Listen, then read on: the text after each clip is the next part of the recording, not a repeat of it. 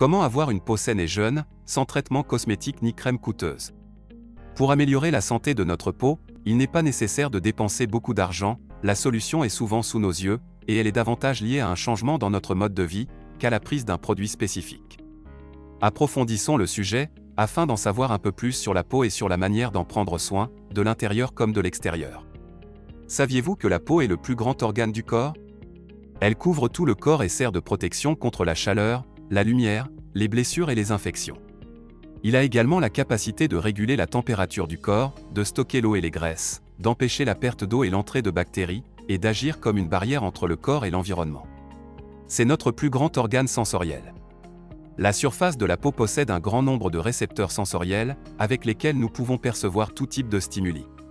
Le fait que nous puissions percevoir tout type de stimuli signifie-t-il que les émotions peuvent affecter l'état de ma peau? Comme la peau est également reliée à notre cerveau, elle peut être le reflet de nos émotions. Lorsque nous sommes tristes ou stressés, notre peau peut le montrer. La peur, la colère, la tristesse, le bonheur peuvent être transférés à notre peau, et pas seulement par ce que nos muscles faciaux expriment. Le stress et l'embarras peuvent provoquer des rougeurs, en raison de l'activation du système nerveux central, qui déclenche les hormones du stress, principalement l'adrénaline, pour produire une vasodilatation dans la peau. Lorsque l'apport sanguin augmente, la peau devient rose en raison de l'augmentation de la température corporelle. Avec la peur, la peau devient pâle. Le corps exige le retrait de l'approvisionnement en sang en temps voulu. Ce symptôme est associé aux personnes anxieuses. On dit que lorsqu'une personne a une bonne mine, ou est amoureuse, il est possible que la bonne mine soit due à l'augmentation de la sérotonine, de l'ocytocine et d'autres hormones qui influencent la santé de la peau.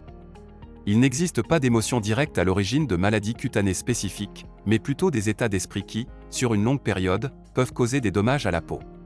Comment puis-je améliorer la santé de ma peau? La transformation se fait de l'intérieur vers l'extérieur. Le problème ne commence jamais dans la peau, il s'y manifeste simplement, l'affection cutanée n'est qu'un symptôme, une manifestation d'un déséquilibre hormonal ou d'une réaction immunitaire. Par conséquent, la solution ultime n'est pas d'appliquer quelque chose sur le symptôme, sur la peau. La solution fondamentale est interne. Maintenir l'équilibre des hormones, principalement les hormones sexuelles, qui sont celles qui provoquent le plus souvent des déséquilibres au niveau de la peau, éliminer les aliments auxquels le corps réagit, ou qui sont difficiles à digérer correctement, éliminer les toxines par d'autres moyens que la peau, comme le nettoyage du côlon, le nettoyage du foie, le jeûne intermittent. Le jeûne intermittent est un bon outil pour améliorer la santé et la qualité de votre peau, et stimuler la production de collagène. Équilibrer nos hormones telles que l'estrogène et la testostérone. Un excès de testostérone peut entraîner une production accrue de sébum, de l'acné, une inflammation et des pores obstrués. Si la quantité de sébum produite par les glandes augmente, il en va de même pour la flore bactérienne de la peau. Car ces bactéries doivent manger une bactérie spécifique, appelée Propionibacterium acne, qui se nourrit de la production de ces glandes sébacées. Et si ces glandes grossissent et produisent trop, ces bactéries vont également se développer. La prolifération de ces bactéries n'est que la conséquence, elle n'est jamais la cause du problème. Si nous résolvons le problème en prenant des antibiotiques, nous n'allons pas à la source du problème, qui est en fait d'équilibrer nos hormones. L'utilisation de suppléments tels que le zinc est très utile pour réguler l'excès d'androgène, ce qui contribue à une peau moins grasse. Il faut ensuite s'attaquer à la source du déséquilibre hormonal, qui est à l'origine, entre autres, de l'augmentation du sébum, des bactéries et de l'acné. Une alimentation équilibrée peut améliorer la santé de la peau. Les fruits, les légumes, les céréales complètes et les protéines maigres, poissons plutôt que viande, sont bons pour la peau. Un régime riche en vitamine C et pauvre en graisses et en glucides peut favoriser une peau plus jeune. Les aliments riches en antioxydants ont des effets protecteurs. Il faut consommer des fruits et légumes jaunes et oranges, des myrtilles, des légumes à feuilles vertes, des tomates, des pois, des haricots et des lentilles, du poisson et des noix, et limiter les sucreries et les produits laitiers. Il convient de gérer le stress, de réduire la charge de travail, d'accorder du temps aux activités de loisirs et de pratiquer des techniques de relaxation. L'exercice physique a également un impact positif sur la santé de la peau. Une bonne nuit de sommeil donne aux cellules la possibilité de se régénérer, et aide la peau à se renouveler. La vitamine A et la vitamine E contribuent à une bonne cicatrisation. Quels sont les facteurs les plus importants qui influencent l'état de votre peau? La génétique et, comme nous l'avons dit précédemment, les hormones sont les facteurs internes qui déterminent le type de peau que nous avons et la façon dont elle vieillit. Il existe également une grande variété de facteurs externes qui vont influencer son état et son type. Les hormones et les changements dans les niveaux d'hormones peuvent avoir un impact significatif sur la peau, peuvent déclencher l'acné, peuvent stimuler une production accrue de mélanine et une forme d'hyperpigmentation connue sous le nom de mélasma. Comment les facteurs externes affectent-ils notre peau? L'environnement et le mode de vie que nous menons affectent l'équilibre hydrique de notre peau, ce qui peut rendre sa fonction de barrière protectrice plus sensible et plus faible. Le soleil peut également affaiblir les mécanismes de protection de la peau, en générant des processus oxydatifs dans les tissus et en provoquant des dommages cellulaires dus aux rayons UV. Si l'exposition de la peau est constante, ces mécanismes de protection s'affaiblissent et deviennent moins efficaces en tant que barrière protectrice, la peau devient plus sensible et sujette aux maladies. Une exposition prolongée au soleil entraîne des dommages chroniques et un vieillissement prématuré. Les températures extrêmes et les fluctuations rapides de température ont également un impact sur la peau. Par temps froid, la peau réagit en comprimant les vaisseaux sanguins pour protéger le corps de la perte de chaleur. Les températures froides prolongées réduisent la sécrétion des glandes sébacées, et la peau se dessèche.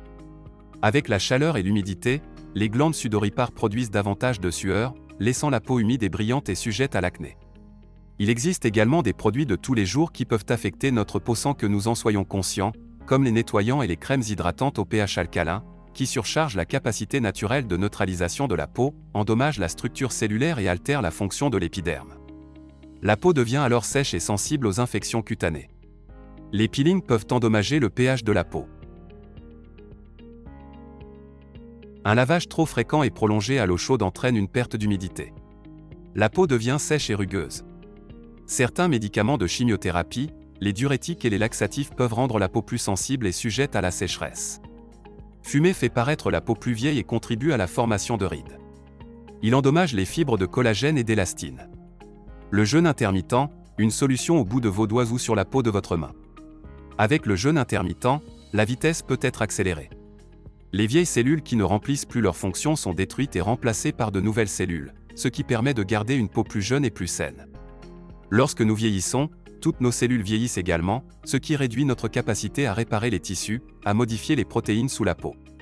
Ainsi, le jeûne intermittent, par le biais d'un mécanisme appelé autophagie, permet de détruire plus rapidement les protéines qui vous restent, qui ne remplissent pas leurs fonctions. L'autophagie va détruire les protéines qui fonctionnent le moins bien, qui stagnent, générant de la toxicité ou un fonctionnement cellulaire moins bon. Il ne détruira jamais un neurone pour l'utiliser comme ressource. Il mange la peau qui se détache quand on perd du poids. Il élimine les vieilles protéines de nos cellules, afin qu'elles puissent mieux fonctionner et redevenir plus élastiques. Il mange les déchets cellulaires qui empêchent le collagène de fonctionner correctement. Nous avons généralement suffisamment de collagène, d'élastine et de nombreuses autres substances pour aider notre peau à rester saine et hydratée. Mais, avec le temps, le corps aura beaucoup plus de mal à les produire. Certaines des cellules de votre corps, au lieu de mourir, vieillissent, s'abîment et commencent à s'accumuler et à ne rien produire, ce sont des cellules dysfonctionnelles appelées cellules de Séné. Le jeûne intermittent permet non seulement de ralentir la vitesse à laquelle les cellules commencent à se dégrader, mais aussi d'améliorer les mécanismes de votre corps pour faire face au stress oxydatif. Qu'est-ce que le stress oxydatif?